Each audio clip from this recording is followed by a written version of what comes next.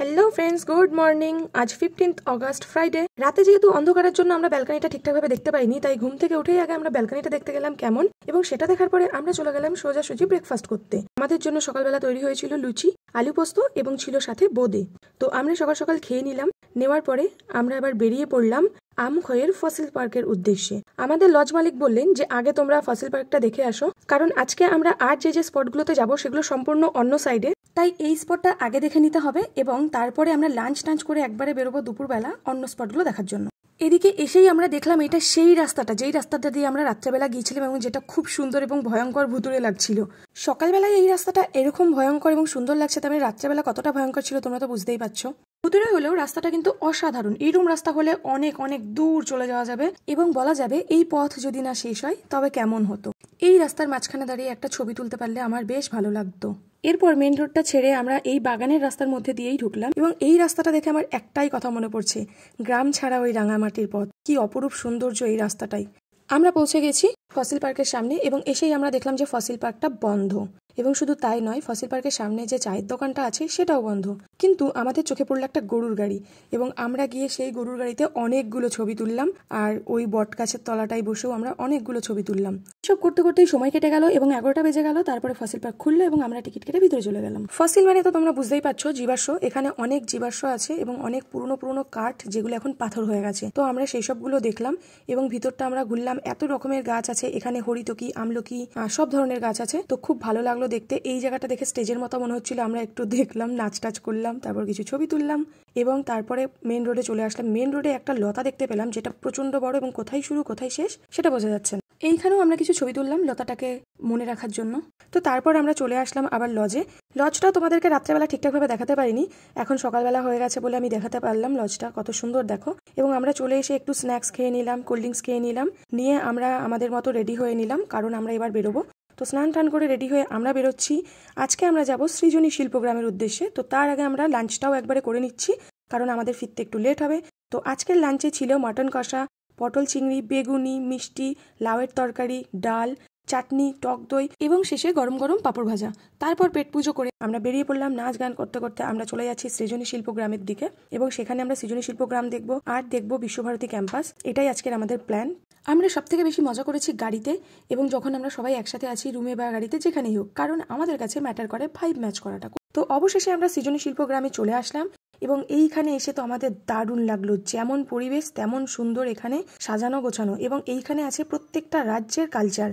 এই হলো এন্ট্রান্স এবং এই রাস্তাটা এত সুন্দর সাজানো গোছানো, খুব ভালো লাগছিল। আমরা প্রথমেই শুরু করলাম পুতুল ঘর দিয়ে এবং এখানে বিভিন্ন রকমের পুতুল ছিল। পুতুলের কস্টিউম দেখে বোঝা যাচ্ছিল কোনটা কোন রাজ্যকে রিপ্রেজেন্ট করছে। তারপর আমরা দেখলাম পশ্চিমবঙ্গ রাজ্যের কালচার এবং এরপরে আমরা দেখলাম ওড়িশা রাজ্যের কালচার। এরকম এক একটা বাড়িতে ওই রাজ্যের পুরো কালচারটাকে এখানে তুলে ধরা হয়েছে, সেখানকার বিখ্যাত জিনিসগুলো এখানে রাখা হয়েছে। সেটা দেখতে জাস্ট অসাধারণ লাগছিল। তারপর আমরা সিকিম দেখলাম, এরপর আমরা দেখলাম বিহার, তারপরে আমরা অসম দেখলাম। অসমটা দেখার উদ্দেশ্য হচ্ছে আন্টির বাবার বাড়ি অসমে এবং তার জন্য আমরা অসমেরটা বেশি ভালো করে দেখলাম। তারপর ত্রিপুরা দেখলাম, মানে সব কিছু, মণিপুর, ত্রিপুরা, আন্দামান নিকোবর, মানে এমন কোনো রাজ্য নেই যেই রাজ্যের কালচার এখানে তুলে ধরা হয়নি। মানে প্রত্যেকটা রাজ্যের কালচার এখানে তুলে ধরা হয়েছে। তোমরা যদি যাও এখানে অনেকটা সময় দিতে হবে, মোটামুটি 2-3 ঘন্টার আগে তো এখানে কমপ্লিট হবেই না। তো লাস্ট আমরা আন্দামান নিকোবর দেখলাম এবং আন্দামান নিকোবর দেখার পরে আমরা বেরিয়ে এসে দেখলাম যে একটা বাউল বসে আছে আন্দামান নিকোবর দ্বীপপুঞ্জের সামনে এবং বাউল গান করছি। আমাদের সবাইয়ের ওনার গান খুব ভালো লেগেছিল, তাই আমরা ওনার পাশে বসে পড়লাম। আমরা শুধু বসেই ছিলাম না, ওনার সাথে গলা মিলিয়ে গানও করলাম।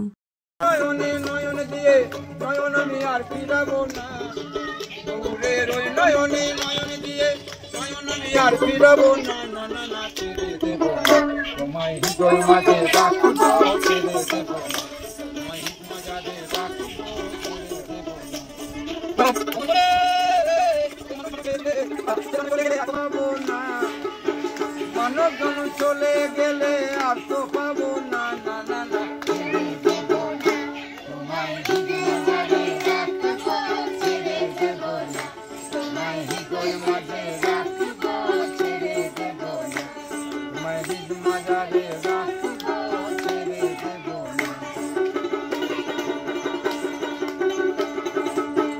এরপর আমরা দেখলাম এখানে একটা ঢেকি করা আছে যেটা অনেক পুরনো যুগে ছিল। এরপর আমরা ভাদু টুসু ওদেরকে দেখলাম তারপর আমরা সামনে এগোতেই দেখলাম এখানে আদিবাসী ডান্স হচ্ছে এবং আমরা ওদের সাথে একটু ডান্স করলাম।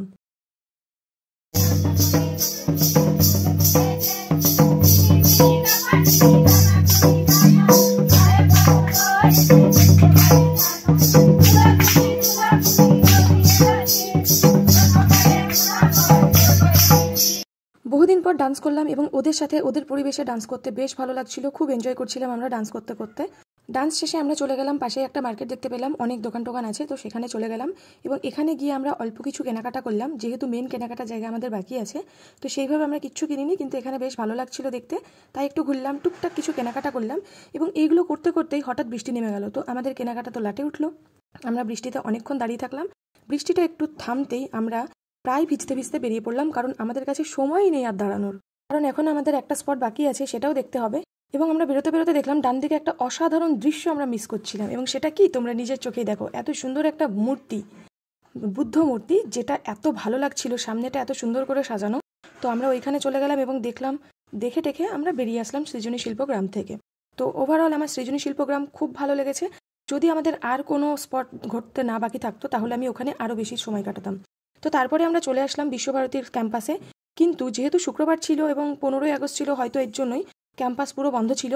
আর এখানে যে টোটোওয়ালাগুলো ছিল তারা শুধু বলছিল যে এখানে গাড়ি নিয়ে ঢোকা যাবে না, টোটোতেই যেতে হবে, আমরা অনেকগুলো জিনিস দেখাবো, ক্যাম্পাস দেখাবো, বোঝাবো, কিন্তু কোনোটাই যেহেতু খোলা নেই, আমরা যেহেতু ভেতরে ঢুকতেই পারবো না, তার জন্য আমরা আর কোনো টোটো নিইনি।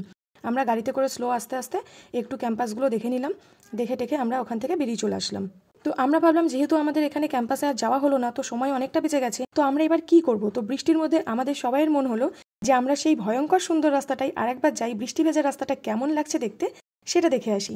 তো আমরা সেই মতো সবাই মিলে চলে আসলাম আবার সেই ভয়ঙ্কর সুন্দর রাস্তায়, এবং বৃষ্টির মধ্যেও রাস্তাটা অসাধারণ সুন্দর লাগছে, কি বলবো তোমাদেরকে, তোমরা নিজেরাই দেখো। তো আমার যেটা ইচ্ছে ছিল যে এই রাস্তার মাঝখানে দাঁড়িয়ে একটু ছবি তুলবো। তো এই সময় যেহেতু বৃষ্টি ছিল এবং গাড়ি ঘোড়া একটু কম ছিল, প্রায় বিকেল হয়ে গিয়েছিল, তার জন্য এই সময় ফাঁকাই ছিল। তো আমরা সবাই মিলে এখানে দাঁড়িয়ে অনেক ছবি তুলে নিয়েছি। তারপর আমরা যথারীতি আবার চলে আসলাম লজের উদ্দেশ্যে। আমরা লজে ফিরে আসছি কারণ সন্ধ্যা হয়ে যাচ্ছে, এরপর আর বাইরে থাকাটা আজকের জন্য ঠিক না, যেহেতু বৃষ্টি হচ্ছে।